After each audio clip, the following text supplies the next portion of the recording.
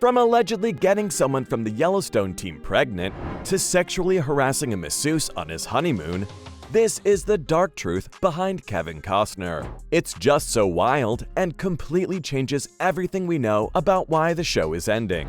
Rumor has it that Kevin Costner was super involved on set, and by involved, I mean having an affair, that a woman ended up pregnant. It's all very hush-hush with no details on who she is, or what exactly happened between the two.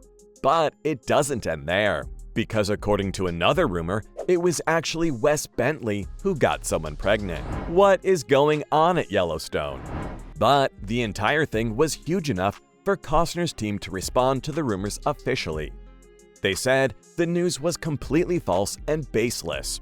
That said, Costner is no stranger to affairs and cheating. While he has never addressed them directly, he's said some vague things about making mistakes. You get the idea. On the other hand, Kevin's off-screen drama seems just as juicy as the on-screen one. The standoff between him and showrunner Taylor Sheridan has all but ended the show. That's how bad it was.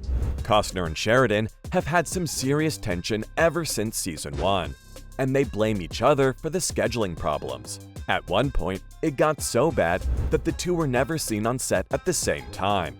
Because when they were, colleagues said it was like two silverbacks fighting. Not a pretty sight. Even Costner's trusted assistant, Glenn Klutchkowski, got in on the action. He went all out about Sheridan's show Tulsa King in a post that has now been deleted from Instagram.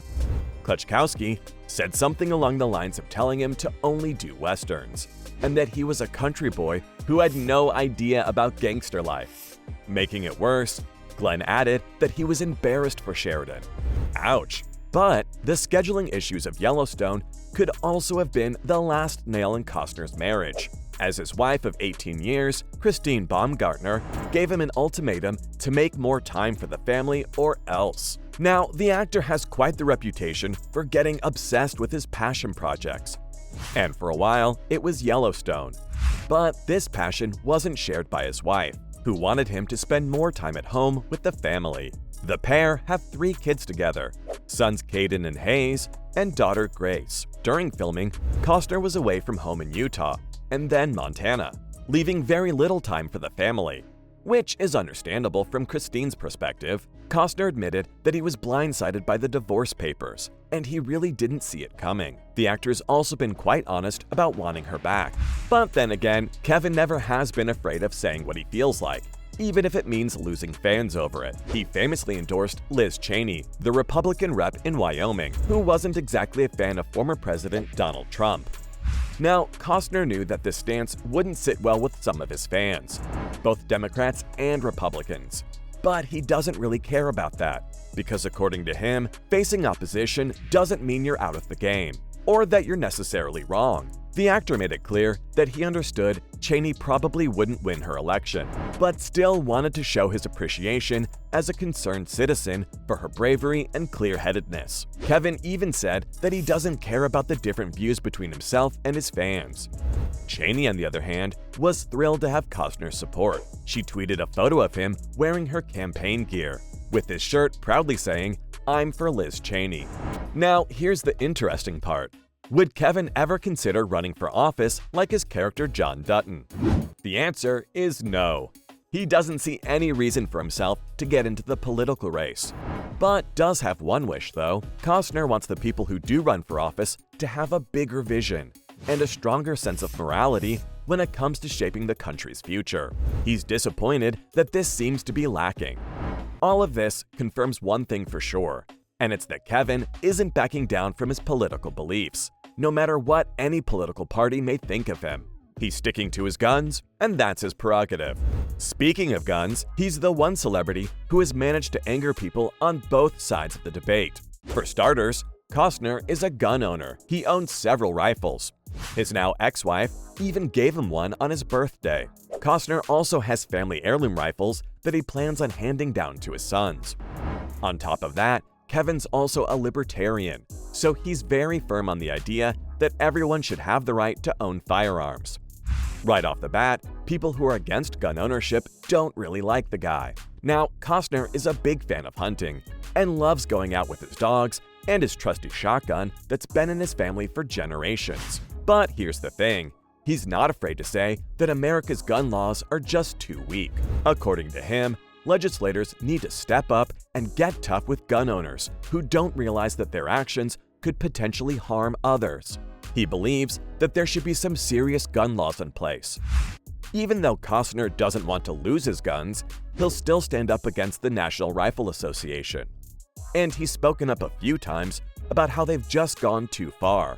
Aside from that, there's another thing that bothers some people about the Tin Cup actor, and that's the fact that he just might be a bad actor. How could that be? He's a major movie star, an Oscar-winning one too. Well, Costner has also been nominated for 16 Razzies. 16! For those who don't know, the Golden Raspberry, or the Razzie, is awarded for cinematic failure. And with 16 wins so far, the actor isn't really winning at the acting game the way we imagine he is.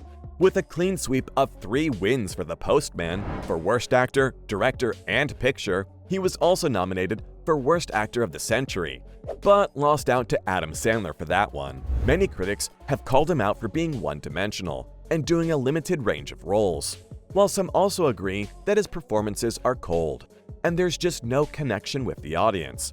But you know who he does have a connection with? The ladies.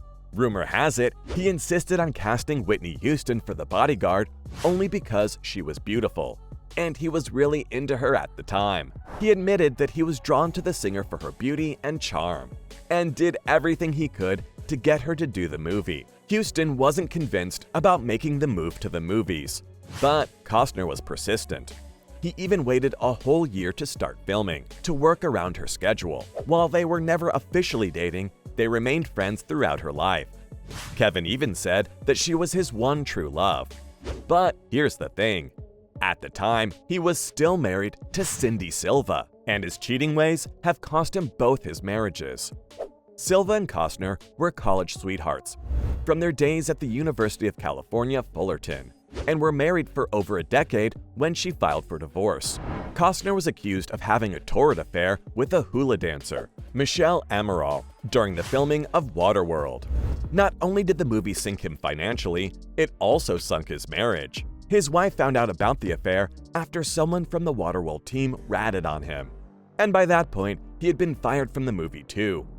During his marriage to Silva, he was also linked to Playboy model Angie Everhart. Kevin's love for the ladies not only cost him his marriage, but also about $80 million in 1994.